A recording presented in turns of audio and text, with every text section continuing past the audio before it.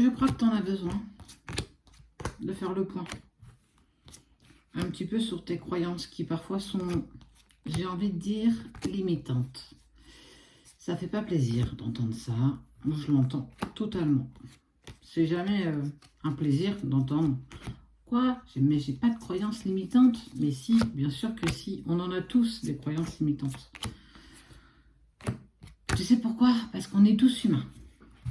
Alors tu t'installes et puis on va aller voir ce qui te bloque encore. Alors, de te réunir à la personne de ton cœur, mais pas tant.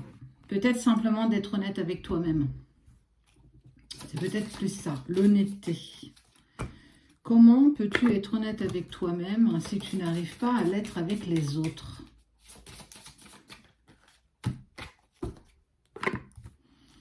On n'aime jamais quand on nous remet en question. Souvent, je dis, je suis responsable des mots qui sortent de ma bouche, mais je ne suis pas responsable de ce que tu en fais. Et parfois,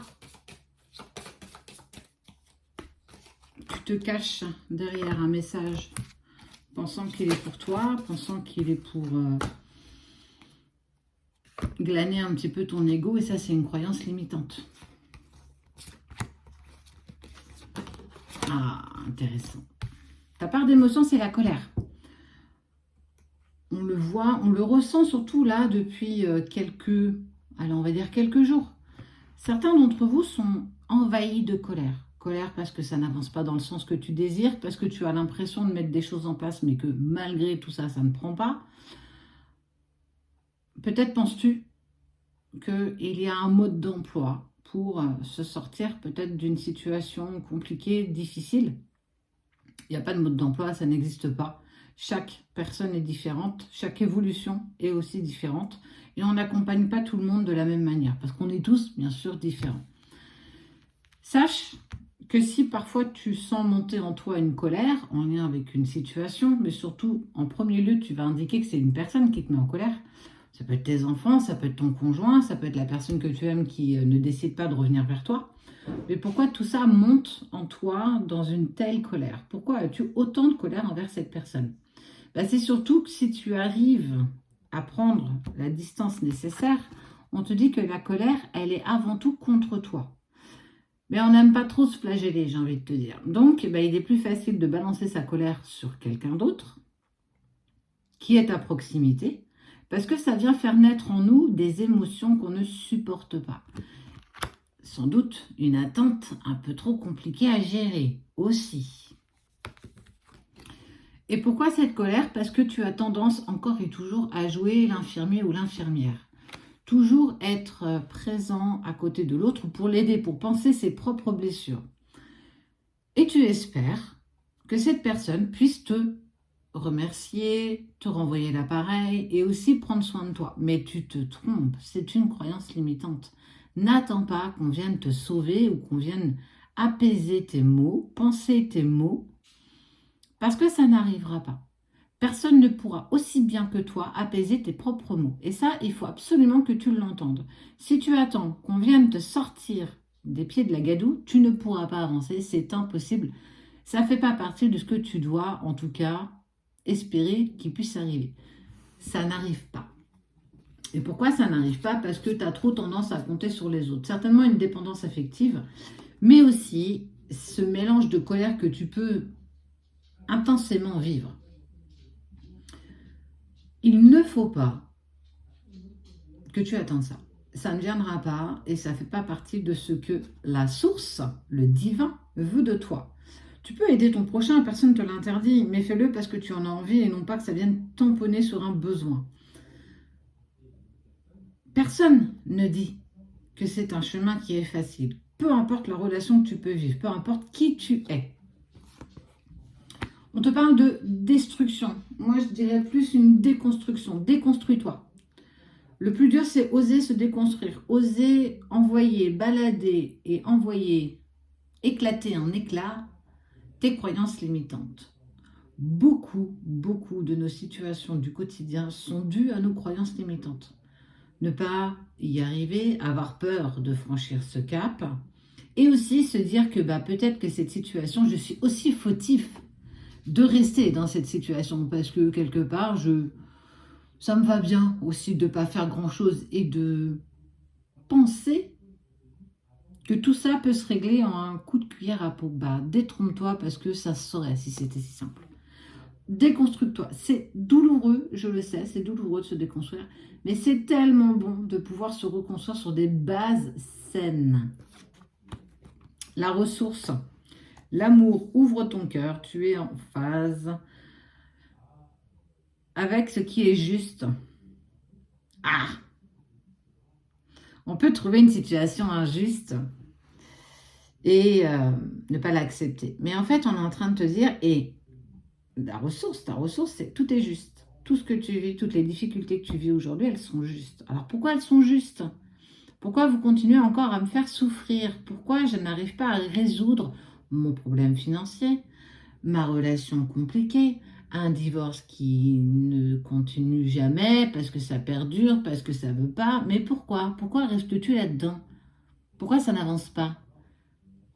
Moi, j'ai une question. Qu'est-ce que tu as bien pu oublier de faire pour que tu restes bloqué dans cette situation? Qu'est-ce que toi, tu peux encore mettre en place pour te libérer de ça? Ton âme s'élève pour se connecter aux signes qui vous sont envoyés. Tu ne vois pas les signes de l'univers, tu ne vois pas les signes du divin, de la source.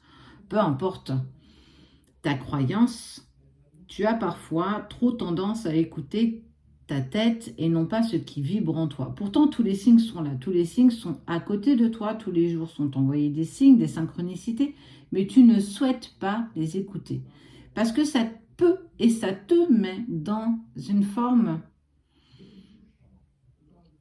de refus. Tu refuses totalement d'abandonner certains aspects de qui tu as été. Et tant que tu es dans ce refus de refuser de te déconstruire pour mieux te reconstruire, tu ne peux pas avancer, tu ne peux pas évoluer. Tu ne peux pas rester dans la stagnation. Si tu stagnes déjà depuis quelques mois, quelques années et que ta vie est toujours la même, avec les mêmes personnes, parce que simplement tu n'as pas évolué. C'est ton évolution, c'est pas la mienne, c'est pas la nôtre, c'est ton évolution. Ose chasser tes croyances limitantes, ose aussi te donner ce pouvoir de création, d'obtenir ce que tu désires profondément. N'attends pas qu'on vienne te le donner sur un plateau d'argent, ça ne prendra pas. On ne te le donnera pas. Et tant que tu seras dans cette attente de j'attends son retour, retour d'un service, retour de la personne que j'aime, je ne ferai pas le premier pas parce que c'est comme ça, c'est à lui de le faire, c'est lui qui a fauté. Il n'y a rien, mais véritablement rien de bienveillant. Tu es dans on me doit, mais en fait on ne te doit rien. Clairement, personne ne te doit rien. Entends bien ça. La seule personne dont tu peux dépendre, c'est de toi-même. Tant que tu seras dans l'attente que quelqu'un d'autre vienne penser, compenser un besoin chez toi, tu n'évolueras pas. Et tu ne peux pas jeter la pierre à ton prochain parce que c'est toi qui décides de ne pas évoluer, c'est toi qui décides de ne pas avancer. La peur n'évite pas le danger. Et il faut savoir que c'est dans la peur qu'on a le courage. C'est quand tu as peur que tu peux te mettre en action. Le courage, c'est malgré la peur, oser se mettre en place. Il n'y a rien qui t'indique que tu risques quelque chose de vital. Ce sont encore et toujours des croyances limitantes. Tu es capable de bien plus grand, tu es capable de bien plus beau. Mais est-ce que tu le veux vraiment? Est-ce que tu as vraiment envie d'être heureux, heureuse? Est-ce que tu as envie véritablement de laisser ces excuses bidons derrière toi et prendre enfin ta vie en main?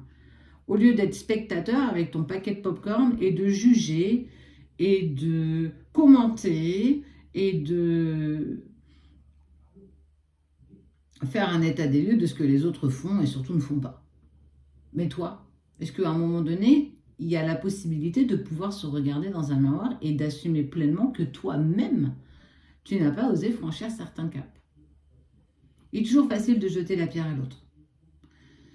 Ce qui met en lumière cette colère. Mais cette colère, moi j'ai envie de te dire que c'est surtout une colère contre toi-même. Ose accepter que tu sois en colère contre toi-même.